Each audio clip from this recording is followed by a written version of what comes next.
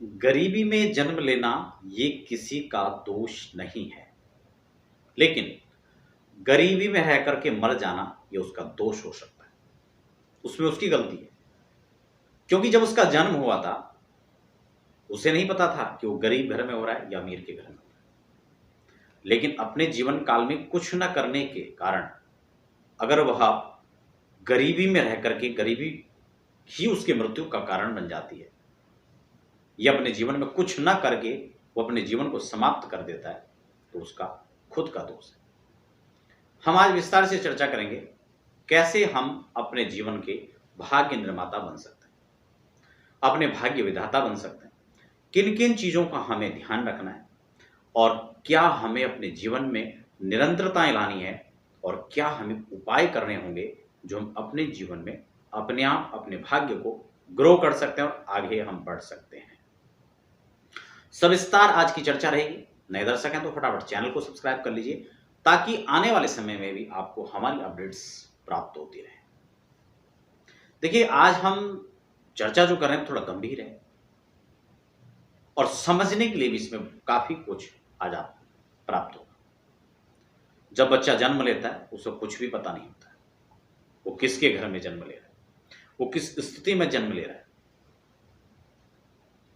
लेकिन अगर धनवान के यहां जन्म है तो उस व्यक्ति की पूछ बचपन से होती है, और धनवानों का मान जगत में, निर्धन का कोई मान नहीं।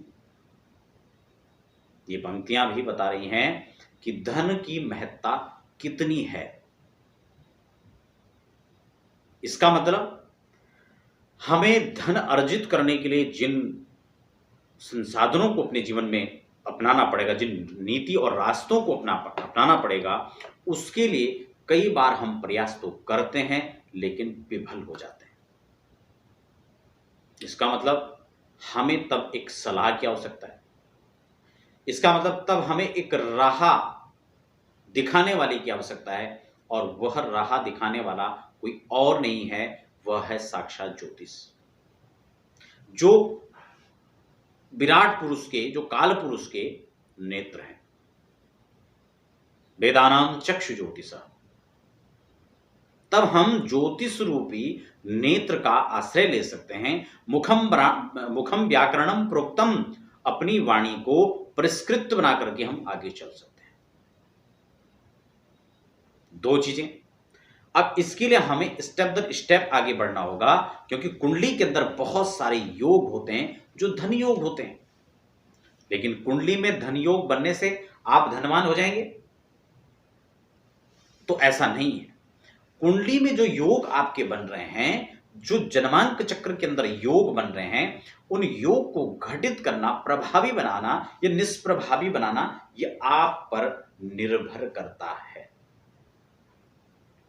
बहुत सारे लोग हमने अपने जीवन काल में देखे जिनके अंदर बहुत काबिलियत थी, लेकिन वो अपनी काबिलियता को छुपा करके किसी और काम में, किसी मजबूरी में, किसी के कहने पर, किसी के प्रभाव में आकर, फोर्स में आकर वह अपना सही रास्ता चयन नहीं कर पाए। और फिर वो जिन कार्यों में लगे रहे, जिन फील्ड पर वो काम कर रहे थे, वो फील्ड उनका वास्तव में अपना फील्ड था ही नहीं, जिसका कारण कि वह चरम सीमाओं पर नहीं पहुंच पाए। इसलिए अपनी जन्मांक कुंडली के अंदर इन स्थितियों को समझें, परखें और उनका लाभ लें। मैं आपको उपाय भी अंत में बताऊंगा कि आपको क्या रेमेडीज हैं जो आप उससे संबंधित आप करें और आपको आगे बढ़ने में सफलताएं प्राप्त होंगी। मैंने कहा, जन्म कुंडली के बहुत सारे योगों पर मैं पूर्व में भी चर्चा कर चुका हूं। आप तमाम प्रकार से हमारे प्लेलिस्ट में जाकर देखेंगे, एस्ट्रोलॉजी के पार्ट में, तो वहां पर बहुत सारी स्थितियां योग की मैंने आपको बताई। राजयोग के अध्याय में देखेंगे तो वहां पर राजयोगों की मैंने चर्चा की। लेकिन उस धनयोग को घटित करने के लिए, प्रभावी करने के लिए, उसके लिए हमें अपने सही रास्ते का चयन करना होगा और फिर उस पर हमें निरंतरता के साथ में पुरुषार्थ करना होगा, और तब जाके हम वहां पर आगे बढ़ेंगे। तो अब आप यहां पर समझें, हमारे पास में जो रास्ता है, हमारे पास जो काबिलियत है, हम उससे अपने रास्ते को चयन करें और फिर वहां पर आगे बढ़ते हैं। अपने रास्ते को निर्धारित कर लें। आप डॉक्टर बनना चाहते हैं, आप इंजीनियर बनना चाहते हैं, आप खुद का बिजनेस करना चाहते हैं, आप जॉब करना चाहते हैं तो कहां पर करना चाहते हैं, आप वकालत करना चाहते हैं, आप सिविल सर्विसेज की तैयारी करना चाहते हैं, आप क्या बनना चाहते हैं, ये आप निर्णय लें।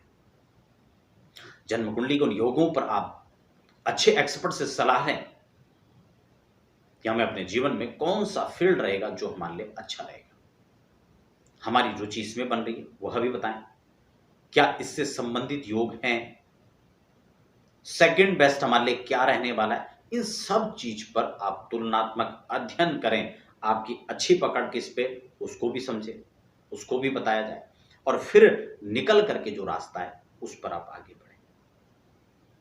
देखो, एक बार एक छोटी सी घटना मैं आपको सुनाऊं, हो सकता है उसमें थोड़ा टाइम लगेगा लेकिन आपको कुछ सीखने को भी मिलेगा।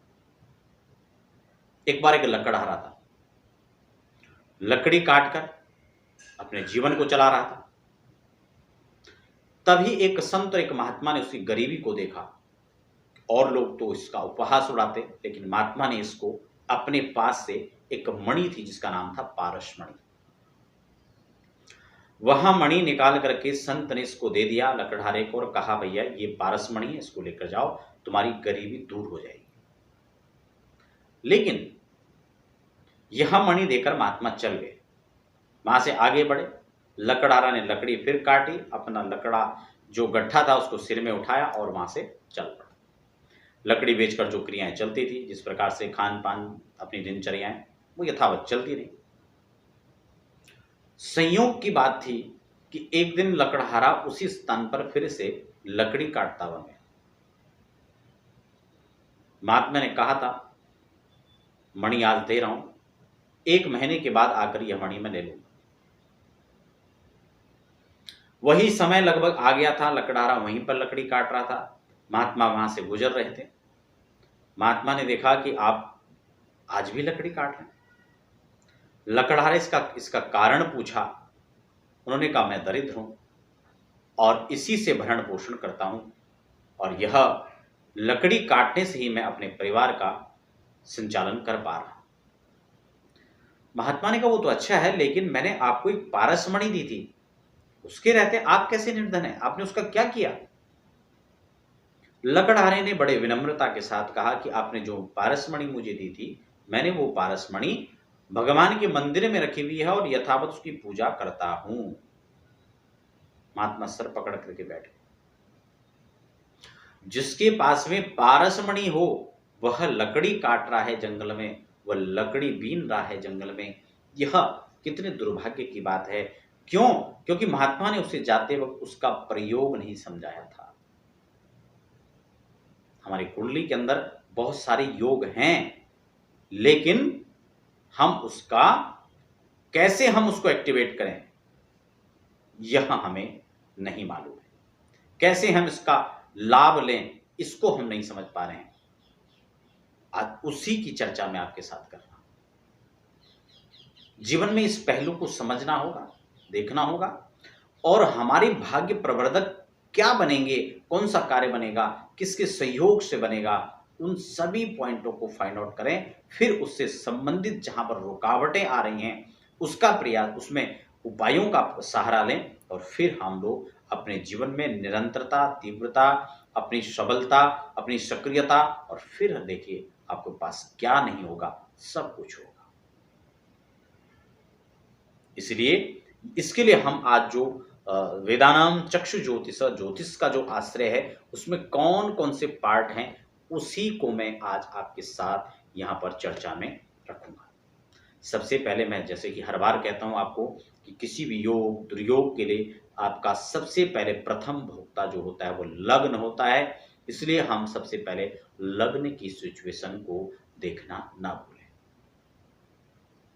लग्न को हमने समझ लिया, लग्न के लग्नेश को हमने समझ लिया, यानी फर्स्ट लॉर्ड को हमने देख लिया। जन्म कुंडली के किसी भी भाव में बैठे हों लेकिन वहां पर पीड़ित ना हो, अस्त ना हो, नीचगत ना हो, पापाक्रांत ना हो, इन सब बातों को देखना है। अगर ऐसा है तो वह स्वयं उपभोक्ता भी इसके लिए सुरक्षित नहीं है। उसके स्वास्थ्य पर इसका नेगेटिव असर देखने को मिलेगा। बहुत कुछ है लेकिन स्वास्थ्य नहीं है तो उसके लिए ये सब कुछ होना भी ना के बराबर ही है। अर्थात सबसे पहले लग्न को मजबूत बनाएं, सबल बनाएं, प्रबल बनाएं और उपभोक्ता जब अच्छा होगा, उसका भोग करने वाला जब अपने आप में सक्षम होगा, तब ही वो भोग पदार्थ उसके कार्य में आएंगे। बीमार व्यक्ति के पास 56 व्यंजन है, क्या करेगा? वो खा नहीं सकता। इसीलिए लग्नेश फर्स्ट लॉर्ड, फर्स्ट जो है वही इसमें मुख्य भूमिका में। पहला पॉइंट आपको जो है लग्नेश।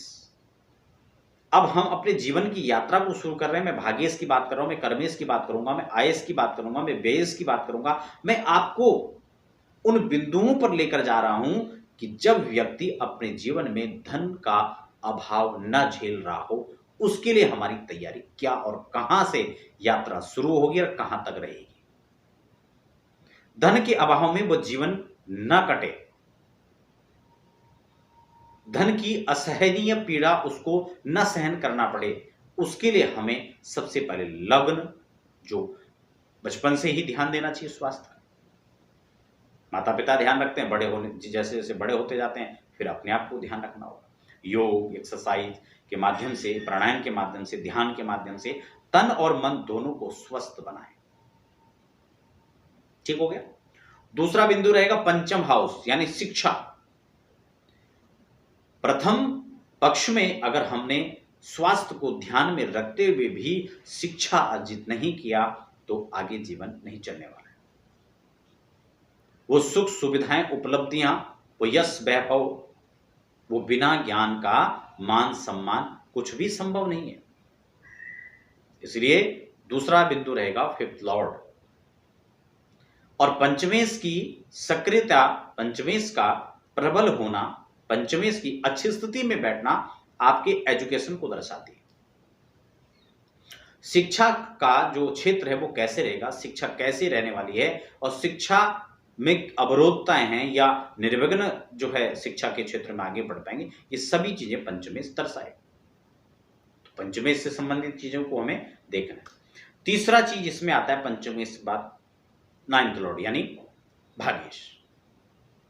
आप सीरियल से समझें, लग्नेश, फिर फोर्थ हाउस का मालिक भी हम इसमें देख सकते हैं, लेकिन उसकी आवश्यकता बाद में। हम उसके बाद शिक्षा का देखेंगे यानी फिफ्थ लॉर्ड, फिर हम उसके बाद नाइन्थ लॉर्ड को देखेंगे।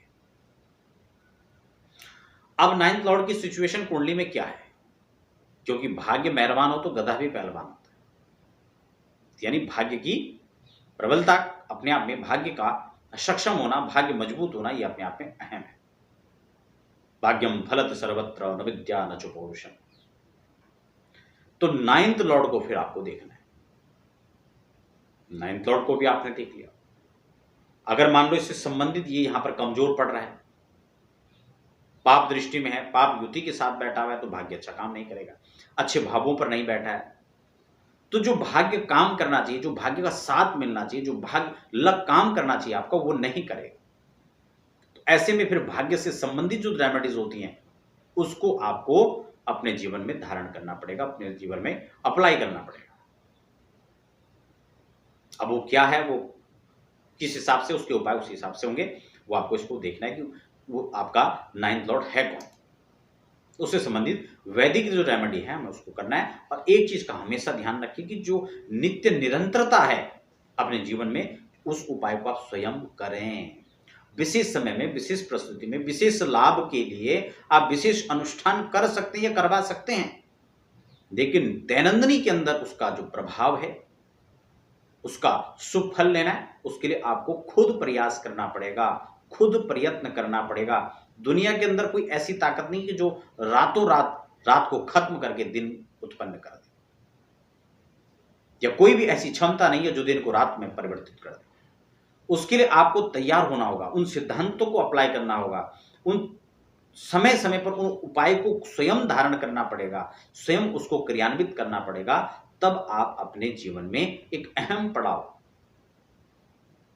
पर जो है अपने आप को पहुंचा सकते हैं। तो हमने यहां पर 9th लॉर्ड को देखा, अब हम देखेंगे 10th लॉर्ड। बात कहां से शुरुआत हुई थी? आपके आपके जो है धन का पक्ष मजबूत होने को लेकर, दरिद्र में गरीबी के अंदर जीवन समाहित ना हो जाए। अब हम अपना 10th लॉर्ड देखेंगे, अपने कर्मेश को देखेंगे, अपने कर्म को देखेंगे, हमें कौन से फील्ड में जो है हमें हमारा जीवन सिक्योर हो पाए।